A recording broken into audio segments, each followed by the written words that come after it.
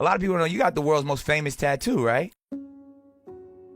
It's been shown in hundreds of movies. He was badass. Women are attracted to it. Rihanna licked it? Yeah. Oh, I'm jealous. You got this great tat. What is that of? Well, you must have met people who've had you tattooed on them. Actually, I have. But the weirdest one was Danny Trejo. He started working, and of course, he landed on the movie my first movie that I did. You were a criminal. Yeah. They told me you're gonna meet this prisoner that is now an actor, and I was a little bit afraid. Selma Hayek. God, she's just like stunningly beautiful. And when he saw me for the first time, he ran towards me and ripped his shirt off. And I showed her my tattoo. I said, I knew you before I knew you. that's a picture of you, honey. And sure enough, there was a picture of a woman that looks exactly like me. Salma then did something that surprised even Danny. She invited him home. Salma soon learned that Danny wasn't just an ex-criminal. He was the most feared inmate in America's most dangerous prison. San Quentin. Never know what to expect. I've seen inmates stabbed in the neck, throats sliced. This was the only prison in the state to use a gas chamber. Some of the most violent people in the world. Manson may have been responsible for as many as 35 killings. Believe me, if I started murdering people, there'd be none of you left. Danny was so feared that even Charles Manson asked him for protection. It was hard to believe that he had been that person. Before his life of crime, Danny was a boy who liked to play with girls. My aunts and girl cousins adored me. We did everything separately from the men. We played make-believe and dress-up and played with dolls. One day, my Uncle Rudy came in the girls' bedroom, saw me in a dress, and went ballistic. We Trejos had to be masculine in every way, at every moment. All of a sudden, I move in with my dad. So it really changed. It's 1951. The Trejo family are having a barbecue. Everyone is avoiding the fact that 6-year-old Danny has been locked in the car. My aunts wanted to help, but they were too scared to get involved. So everyone continued picnicking while I watched. Danny had learned that being a man meant never showing weakness, so he stayed quiet in the scorching heat. I started falling asleep or passing out, but I fought it so hard, I leaned back against the seat, then curled up on the floor. I was losing consciousness.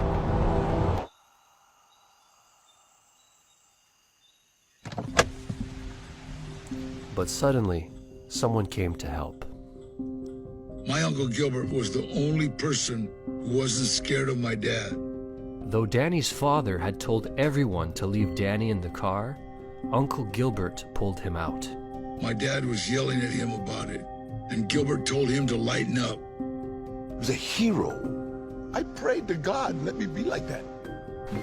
In the years that followed, Uncle Gilbert offered Danny something his parents didn't. I can remember asking my mom, she was on the phone going, "Hey mom," she goes, "Shh, I'm on the phone, you stupid." And I asked my dad, "Hey, what is..." Now my Uncle Gilbert, I would say, "Hey Gilbert," he go, "Hey, hold on, what do you want, Mule?" But there was a reason Uncle Gilbert always had time for Danny. Everybody knew. My mom and dad did everything to try to keep me away from him, but my uncle always had a roll of money like that, always. The girls, the car, the money. I want that. Whatever Gilbert did, I followed. If he played football, I would have been an athlete. It just so happened he was a drug dealer gangster. When I realized Gilbert was doing robberies, I didn't think it was bad. I thought it was kind of heroic. Uncle Gilbert was the only man showing Danny the compassion that he felt as a young kid. But when Danny turned 8, his first crime was a crime of compassion.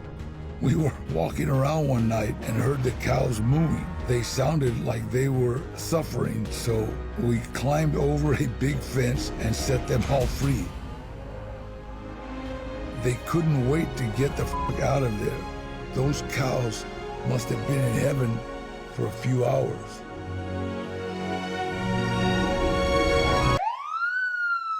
Because dairies are under the jurisdiction of the Food and Drug Administration, the feds were all over the place.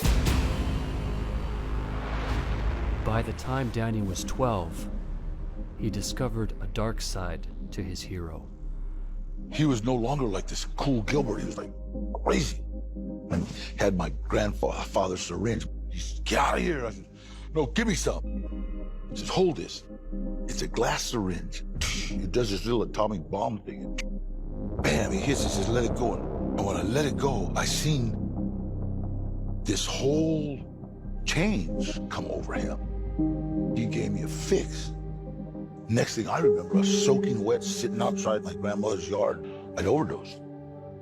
It's just gone. You're not thinking, oh, well, now I don't have to worry about school, I don't have to worry about parents, I don't have to worry about...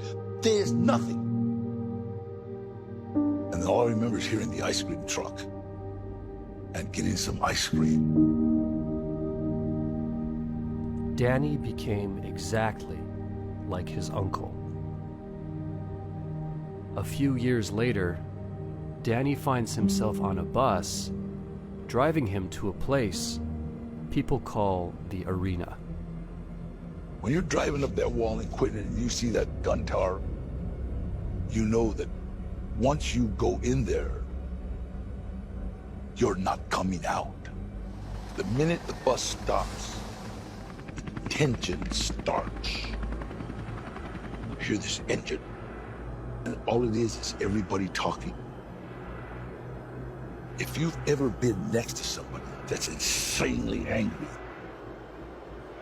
4,000 guys that angry, that's the tension in San Quentin. You're either alpha or you're not. Someone's either gonna say, "What size shoes do you got on?" And if you don't crack them in the head that first second, you're soft. Danny's for sure an alpha guy. I had a mentor, I had a teacher who had already been here. My uncle, he taught me everything I was gonna need to know in prison. Some people get in the library to do time. Some people, do crossword puzzles. Some people play chess. I trained. That's what kept me sane. He was a 1966, 67, and 68 San Quentin champion. Danny became so good at protecting himself that he started doing it for others. We had this little protection ring going. I feel sorry for kids that all of a sudden just end up in juvenile hall and don't understand that if you get in a fight, try to bite somebody immediately so that they know, wait a minute, this guy don't want to fight, he wants to eat me. At times, you kind of realize what you're becoming.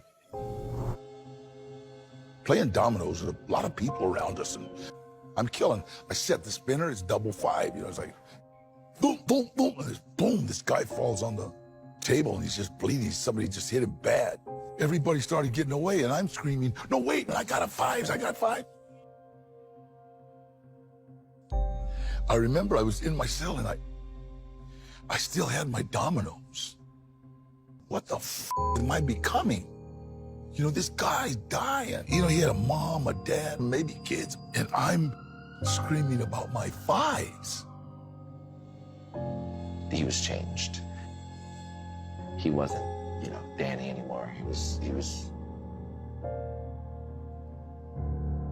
It's a monster. Danny remembered the boy he once was, the boy who cared for others. I sat in the hole realizing that my life was over. That I'm either gonna change my life or spend the rest of my life in prison. That night, Danny decided he was going to live his way, not the way Uncle Gilbert had taught him. I didn't think of it as reforming. I thought about keeping a promise.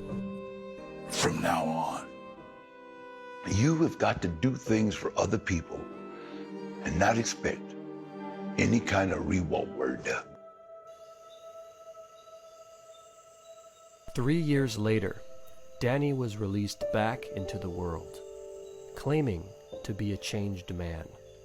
He came back to this house, and he said my grandmother opened the door, but she didn't unlock the screen door when she saw him. I said, Mom, can I stay a couple of days? And my mom turned to my dad, who was sitting right there, and said, Danny wants to know if he can stay a couple of days. And my dad said, tell him yes, without looking up from the TV. Walked into my bedroom, and I'm sitting in my bedroom, and I'm thinking, this is the same bedroom I was in when I was 13 years old. 26 years old, armed robber, and you're at mommy's. Your dad didn't even say hello. He doesn't really want you here. Got up, and I went and I sat in front on the ottoman in front of his television set. My dad hated tattoos, and I wanted to get back at him. I had taken off my shirt, and I got that big tattoo on my chest, and I was just getting ready to say, hey, what's up with you? You know, my mom, perfect timing, comes out. Mijo, you want some cookies and milk?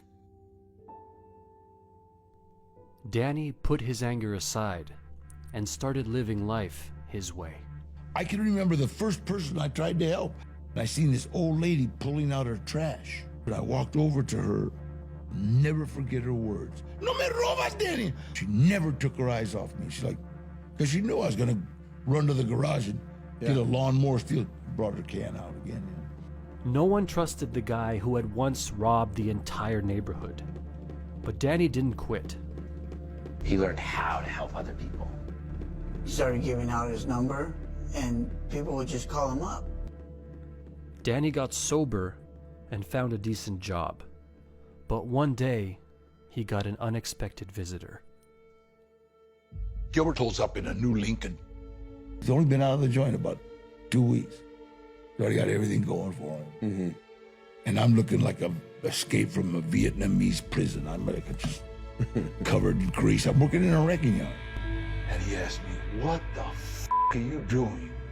And I said, shut up, Gilbert, I'm working. And he goes, here. And he gave me 2 quarters of heroin, and he gave me $1,000. He says, you want those? Get yourself together. Start, go ahead and work for me. I got the bag. I'm doing real well. I had worshiped Gilbert since I was a kid. He'd been my role model. Gilbert, you, I can't, man. And the first time I ever walked away from him. From that point on, Danny never fell under the influence of Gilbert again. He overdosed and died. My cousin found him. I was like his big brother. Even though Danny had veered from that path, you know, he just loved Gilbert to death. You know, that was his everything. After Gilbert's death, Danny found himself acting like a convict once again. Fresh off his hit movie debut, 23-year-old director Robert Rodriguez is casting his next movie, starring Antonio Banderas and newcomer Salma Hayek. You and Salma develop a very nice give and take. He's gorgeous. Easy and fantastic. I love Antonio, but Antonio sometimes like hit me with the guitar. He has it and he's like turning and it's like, Antonio! I needed a silent assassin. And so I told the casting director, find me somebody who just looks really menacing. And then he walked in and it was like, holy shit. Who's that dude? He looks creepy as I met Salma Hayek. Just like stunningly beautiful. You just want to stab yourself in the eyes and never look at anybody else. They told me you're gonna meet this prisoner that is now an actor, and I was a little bit afraid. And I showed her my tattoo. I said, that's a picture of you, honey. But Salma didn't react the way Danny expected. People are afraid of you, Dan. On a movie set, people are afraid of you because we have this look. I was hating myself, started hating myself. Once a criminal, always a criminal. Once a criminal, always a fucking criminal. Once a criminal, always a criminal. We have this idea of how things are supposed to be and how they're gonna be, but we forget all the hurt and disaster and riots that we've caused.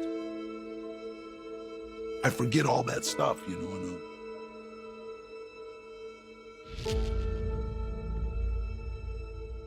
But it was Danny who had misjudged Salma. Day before Thanksgiving, she calls me, and this is like almost 2 months later. She called with the movie's over. She called me and said, Danny, would you like to come to a Thanksgiving dinner? Would you?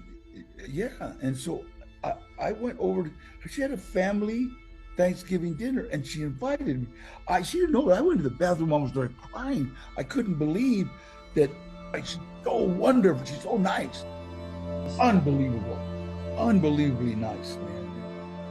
If you did something wrong, don't go down because of it. Your mistake, it's a valuable tool for growth.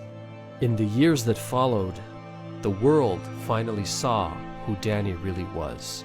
Actor Danny Trejo played the role of a real-life hero today. Security video caught the accident as the SUV goes through the intersection and gets T-boned by the other car. I just want to cry. I just knew how scared he was.